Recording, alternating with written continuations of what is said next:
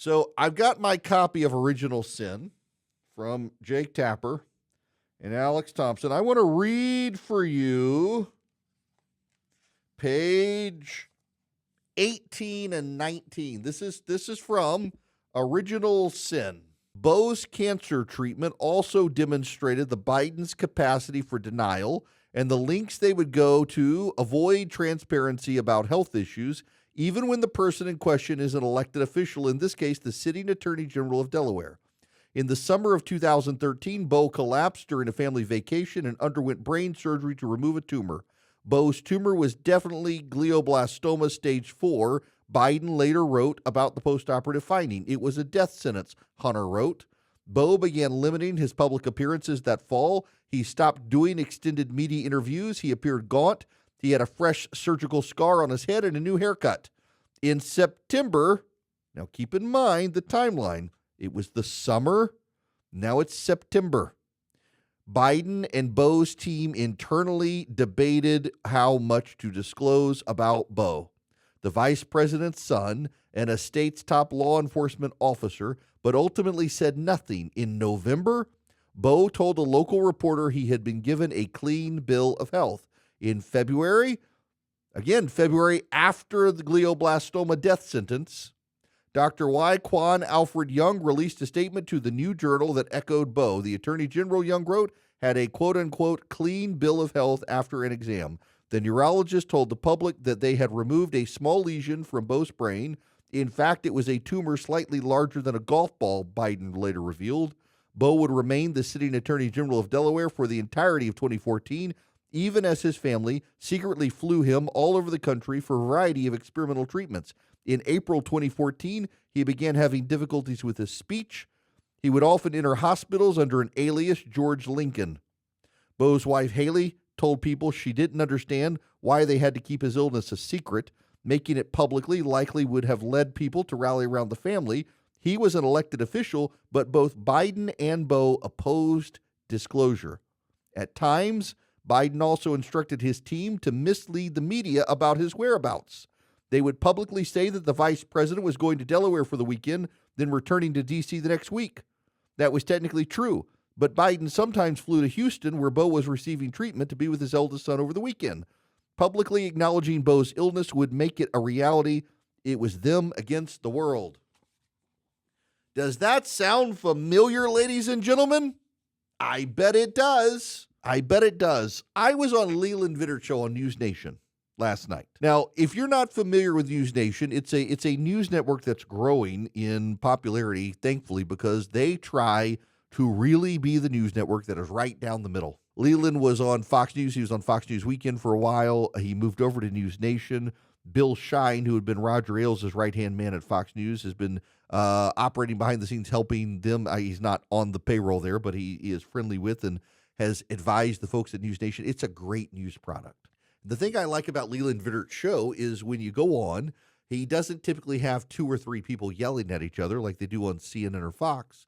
It's one person, and he plays devil's advocate. So he asks the people on the right really tough questions. He asks people on the left really tough questions. He confronts them about the contradictions, and he gets out of them the truth as best he can. So he had me on last night, and before I was on, talking about the Republican budget bill, he had on Alex Thompson, the co-author of Original Sin with Jake Tapper. Now, it was a very interesting interview, and in fact, Alex Thompson revealed, with the exception of Joe and Jill Biden, they spoke to virtually every single person in Biden's inner circle. Many of them just refused to have their names in the book, but they talked to him. And what you get a sense of is that they couldn't abdicate power. They couldn't let go of power. They needed to be close to power. They needed to protect their access to power, and it's one of the big reasons Biden decided to stay in the race. But at the end of the interview, Leland Vittert asked Alex Thompson the most important question. The most important question. And I'm actually kind of surprised by the answer that Alex Thompson, a member of the press, was so willing to tell the truth on this. Not that Alex wouldn't, but just I'm actually kind of surprised that this came up. Here's Leland and Alex. I think but when you were reporting this, did people in his inner circle, did those that you talked to acknowledge that the media, were they surprised by how complicit the media was? It was interesting. I had one conversation with someone. This was after the election while we were reporting this book. This person said, listen, yes, we deserve blame for X, Y, Z. We were hiding him. This person also sort of got in my face and they said, listen, the media deserves some blame too. Like, we were sort of amazed at some of the stuff we were able to spin and get away with on. They in some ways, it's like the bank robber complaining that the safe wasn't locked or something. They're just like, you guys should not have believed us so easily. And I thought that was like a really interesting. But I also think that's true. I think the media, in a lot of ways, just was not skeptical enough and did not remember the lesson that they do it to different degrees, but every White House lies. The White House inner circle, put less delicately than Alex Thompson, even Joe Biden's inner circle was flabbergasted at what horrors the American press were willing to be for Joe Biden. They could spoon feed the American press corps anything, and they would dutifully regurgitate it. Like, remember, when the CNN debate was over, how many reporters rushed out with, the White House says he had a cold. And some of those reporters really believed it. The White House says he had a cold. Turns out he didn't have a cold. And anyone who could have seen any of this coming should not have been surprised. Steve Hayes at the Dispatch Day pointed this out, that, no one was surprised at the debate other than some people within the Biden administration. And all that told you is how excluded they had been from Joe Biden's inner circle. You got Jake Sullivan expressing his surprise. Jake Sullivan was in a meeting with Joe Biden where Joe Biden forgot his name. And Jake Sullivan did not say that never happened. He says, I do not recall. That's weasel wording of, I can't admit that happened. Alex Thompson is saying they're still doing more reporting. New stuff is coming out. They're going to have to update the book in large part because of the auto pin issue and who is actually making decisions with the auto pin. Yeah, that stuff is coming out. People are starting to squeal. I mean, Tapper was asked about the CNN debate, and just listen to this. I want to ask you about the debate because you were there. I remember. You have a closer look than anybody, you and Dana Bash, when this whole thing obviously cracked open and everything you're reporting in the book became undeniable to the public, not just to people behind the scenes. Your conversation with the president at the debate, you write about in the book. And then for both of you, what happened in the immediate aftermath, like that night among Democrats and in the White House? So I've now watched the debate on TV or on my computer because for the book, to write about write the book. And I will tell you that it was horrible on TV and it was worse in person. It was worse in person. It was disturbing.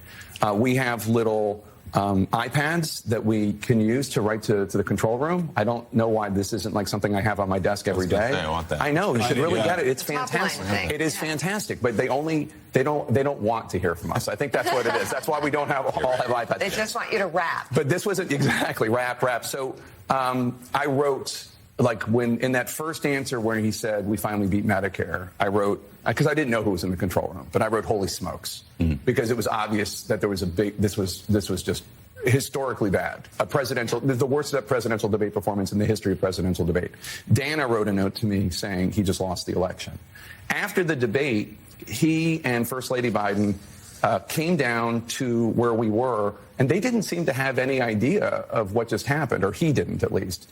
And he apologized for having a cold. And he said, can you believe how much this guy lies about Donald Trump, who was probably in the air by then. He left immediately. It was so awkward. I didn't know what to say. I was trying to make small talk. I had Phillies cufflinks on, and I showed them to the First Lady because she's from Willow Grove.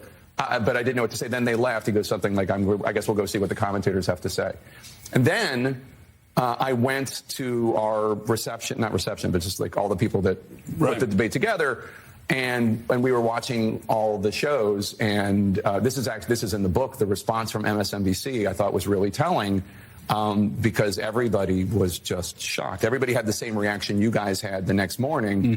Yes, up close and personal. It was bad, and now we know the Biden team themselves were stunned with how much they could feed to reporters to regurgitate that entire time, including the head cold line.